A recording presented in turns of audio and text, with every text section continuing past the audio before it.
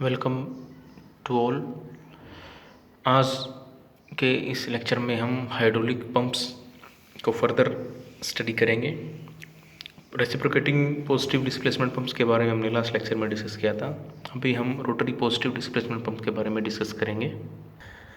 Contents of our presentation is introduction and then rotary vane pump. We will discuss about construction, working, advantages, disadvantages and applications of rotary vane pump. So rotary positive displacement pumps में हम rotating elements का use करते हैं, जैसे कि gear, screws, vanes और cams liquid को pressurise करने के लिए। और काफ़ी टाइप्स के रोटरी पॉजिटिव डिस्प्लेसमेंट पंप्स हम यूज़ करते हैं, जैसे कि vane pump, screw pump, gear pump, lobe pump, cam pump और पेरिस्टाल्टिक पंप। इस लेक्चर में हम वेन पंप के बारे में डिस्कस करेंगे। So rotary vane pump basically positive displacement pumps होते हैं।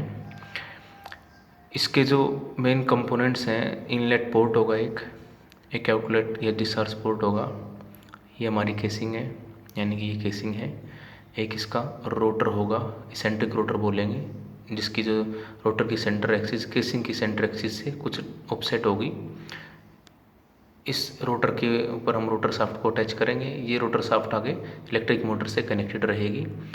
ये जो रोटर है, इसके अंदर हमने रेडियल स्लॉट हम कट कर देंगे। इन स्लॉट्स के अंदर हम वेन्स को फिक्स कर देंगे। ये जो वेन्स हैं, इन स्लॉट्स के अंदर वेरिएबल लेंथ की वजह से ये चैम्बर्स बनाएंगे अलग अलग वॉल्यूम के। जैसे कि ये एक चैम्बर बन गया है, यहाँ पे लिक्विड ट्रैप होगा रोटर के बीच में, केसिंग के बीच में और वेन्स के बीच में। ये चैम्बर बन गया, ये चैम्बर बन गया, ये चैम्बर बन गया, ये चैम्बर बन गया, ये चैम्बर बन गया। इन सभी चैम्बर्स के अंदर लिक्विड ट्रैप होगा और जैसे ही रोटर रोटेट करेगा, ये चैम्बर्स भी मूव करेंगे और एक साइड से जब लिक्विड इनलेट होगा, अलग अलग चैम्बर्स में उसकी एंट्री होगी। चैम्बर्स का volume in the direction of flow decrease होगा, तो डिक्रीजिंग वॉल्यूम के चैम्बर में जब लिक्विड एंटर करेगा तो वो प्रेशराइज हो जाएगा। वेन्स को अपनी ओरिजिनल पोजीशन में रिटर्न करवाने के लिए हम स्प्रिंग्स का भी यूज कर सकते हैं और हाइड्रोलिक प्रेशर का भी यूज कर सकते हैं। ये जो वेन्स हैं, ये फ्रीली स्लाइड करते हैं रेडियल स्लॉट्स में, ताकि ये अलग अलग वॉल्यूम के चैम्बर बना सकें। सबसे पहले हम जो केसिंग है उसको लिक्विड से फिल कर लेंगे। किस तरह से चैम्बर इसमें बन रहे हैं आप इस डायग्राम में इजीली देख सकते हो और नोट कर सकते हो। जब हम पंप को स्टार्ट करेंगे तो रोटेशन, जो रोटर है वो रोटेट करेगा, उसकी वजह से जो ये रेडियल वेन्स हैं, स्लाइडिंग वेन्स हैं, ये प्रेस होंगे केसिंग के अगेंस्ट। सो उनके ऊपर एक सेंट्रीफ्यूगल फोर्स लगेगी और इनके बीच में चैम्बर फॉर्म होगा।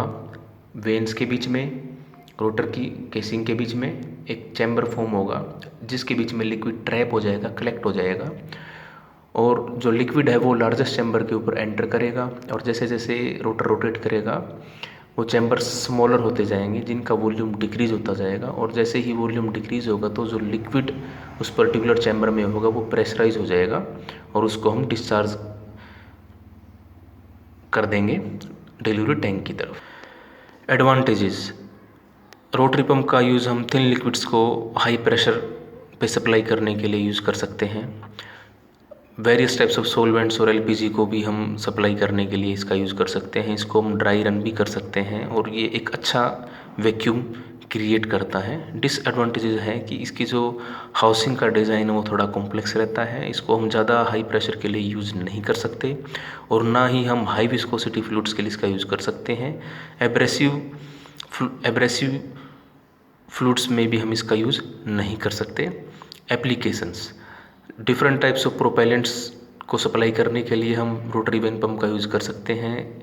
एविएशन सर्विस में various types of fuel transfer करने के लिए हम वेन पंप का यूज़ कर सकते हैं। ऑटो इंडस्ट्री में fuel, lubricant oil, refrigeration, coolant वगैरह को सप्लाई करने के लिए भी हम यूज़ कर सकते हैं। LPG, ammonia, LPG cylinder filling के लिए, वेरियस टाइप्स ऑफ एल्कोहल को ट्रांसफ़र करने के लिए, रेफ्रिजरेशन में फ्रीओन्स और अमोनिया रेफ्रिजरेंट को सप्लाई करने के लिए, और सॉल्वेंट्स और एक्वस सॉल्यूशन की सप्लाई करने के लिए भी हम रोटरी वेन पंप का यूज़ कर सकते हैं। Thank you.